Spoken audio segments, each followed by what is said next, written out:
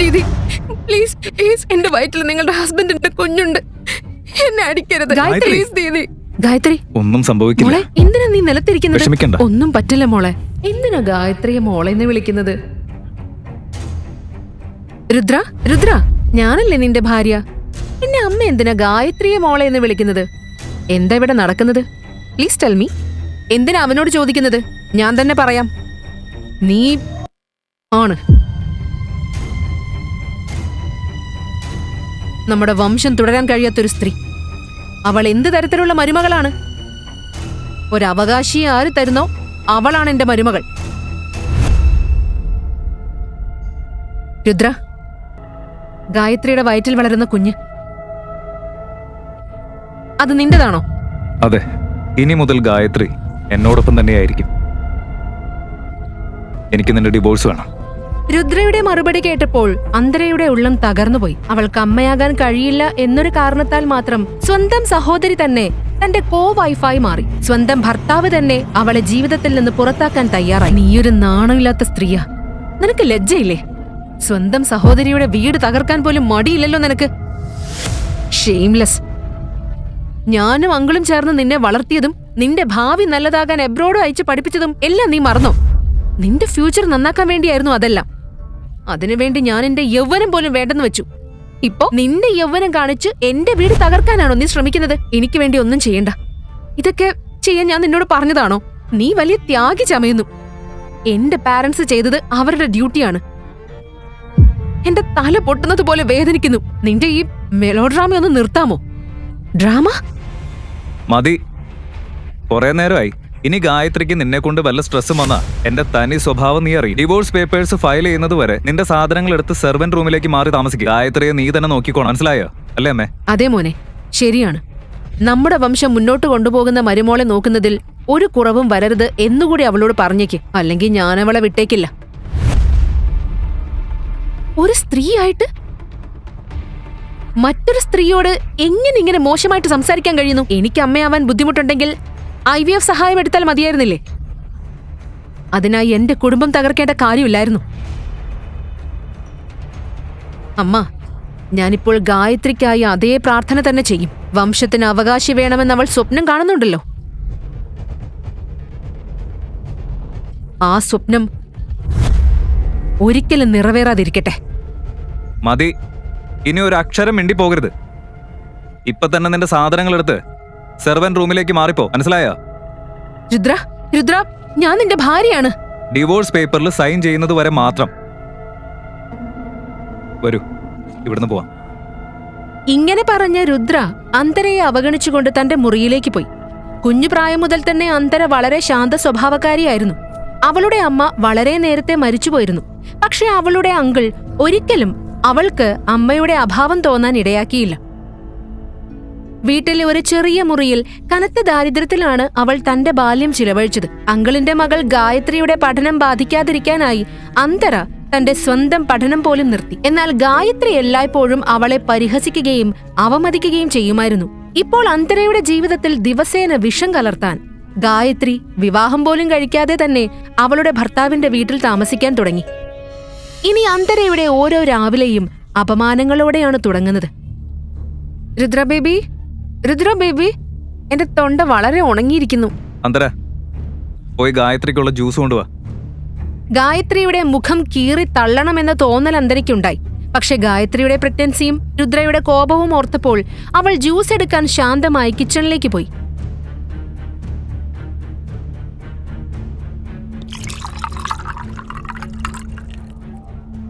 ഈ ജ്യൂസ് ആർക്കാ കൊണ്ടുപോകുന്നത്? മമ്മി, ഇത് ഗായത്രിക്കാ കൊണ്ടുപോകുന്നത്.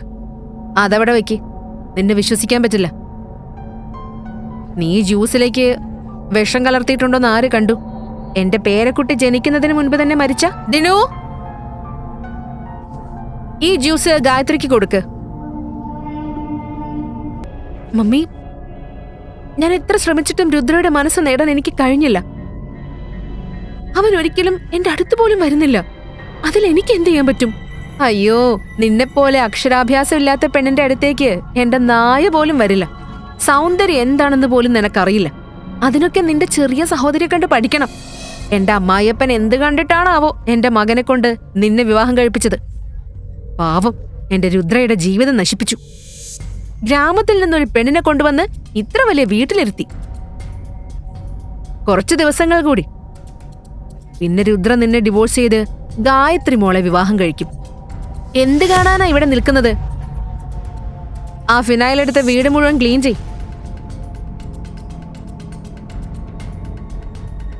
മുഴുവൻ വീട് വൃത്തിയാക്കി കഴിഞ്ഞ് ഒരവസരം കിട്ടിയതും അന്തര രുദ്രയെ കാണാൻ അവന്റെ റൂമിലേക്ക് പോയി.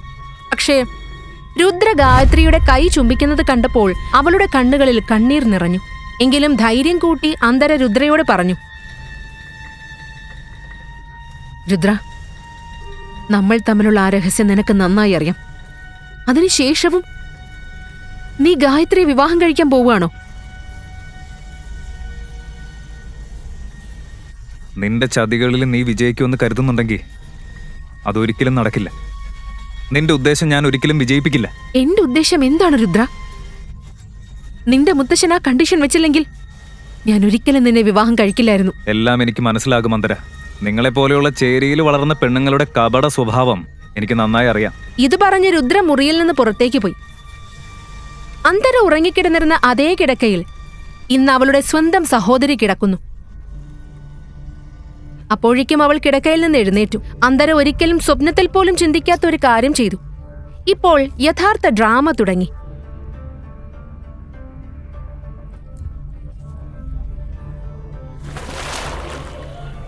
അന്തര, ഈ സോപ്പ് വാട്ടർ നിലത്തൊഴിച്ചത് എന്തിനാ? ഞാനിപ്പോ ഇവിടെ വീണേനെ. രുദ്ര, രുദ്ര ഇത് നോക്ക്. രുദ്ര ഓടി വന്നു. കൂടെ അവന്റെ അമ്മയും ഉണ്ടായിരുന്നു. രുദ്ര, അവൾ എന്നെ വീഴ്ത്തി നമ്മുടെ കുഞ്ഞിനെ വകവരുത്താൻ ശ്രമിക്കുക. രുദ്ര, ഞാൻ ഈ വെള്ളം ഒഴിച്ചിട്ടില്ല. മിണ്ടിപ്പോവരുത്. എത്ര ധൈര്യമുണ്ട് നിനക്ക് ഇങ്ങനെ തിരിച്ചു പറയാൻ? ഒരു നിമിഷം എന്ത് സംഭവിച്ചാലും രുദ്ര അവളെ വീട്ടിൽ നിന്ന് പുറത്താക്കില്ലെന്ന് അന്തരയ്ക്ക് തോന്നി. പുറത്തേക്ക് പോ, ഇപ്പൊ തന്നെ എന്റെ വീട്ടിൽ നിന്ന് ഇറങ്ങിപ്പോ. രുദ്ര പ്ലീസ്, ഞാൻ എവിടേക്കാ പോവേണ്ടത്? രുദ്ര പ്ലീസ്, ഇങ്ങനെ ചെയ്യരുത്. ഞാൻ നിന്റെ ഭാര്യയാണ്. പ്ലീസ് എന്നെ പുറത്താക്കരുത്. നീ പറയുന്നത് പോലെ ഞാൻ ജീവിക്കാം. പ്ലീസ് എന്നെ ഇവിടുന്ന് പുറത്താക്കരുത്. Please please please please please door തുറക്ക്. പ്ലീസ്, ഞാനിനി എവിടെ പോകും?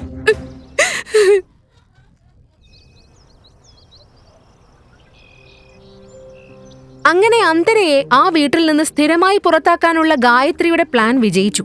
തന്റെ വഴിയിലെ മുള്ള് ഇപ്പോൾ നീങ്ങിയെന്ന് അവൾക്ക് തോന്നി.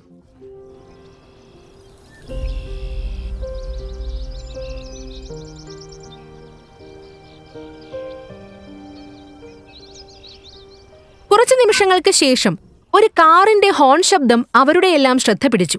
അന്തര കാറിനുള്ളിലേക്ക് നോക്കിയപ്പോൾ അവൾ ഞെട്ടിപ്പോയി.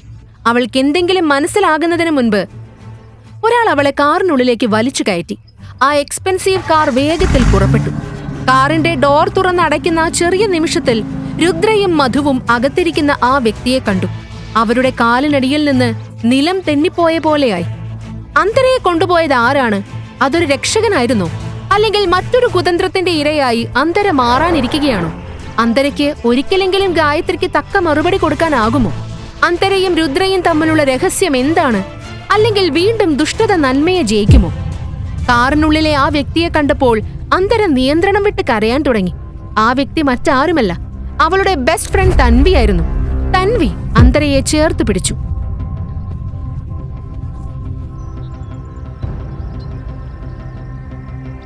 അന്തര, നിനക്ക് സംഭവിച്ചതെല്ലാം അതിന് നമ്മൾ പ്രതികാരം ചെയ്യും. എനിക്കൊരു പ്ലാനുണ്ട്. പക്ഷേ ആദ്യം നീ എല്ലാം കൃത്യമായി എനിക്ക് പറഞ്ഞു തരണം. എല്ലായ്പ്പോഴും തിളങ്ങിക്കൊണ്ടിരുന്ന അന്തരയുടെ കണ്ണുകൾ ഇപ്പോൾ കരഞ്ഞു വീർത്തിരിക്കുകയാണ്. അവളുടെ മുഖത്ത് വേദന വ്യക്തമായി കാണാം. കുറച്ചു ദിവസങ്ങൾക്ക് മുൻപ് അവളുടെ ജീവിതത്തിലേക്ക് കടന്നുവന്ന ആ കൊടുങ്കാറ്റ് അവൾ ഓർക്കാൻ തുടങ്ങി. എനിക്കൊരിക്കലും അമ്മയാവാൻ കഴിയില്ലേ?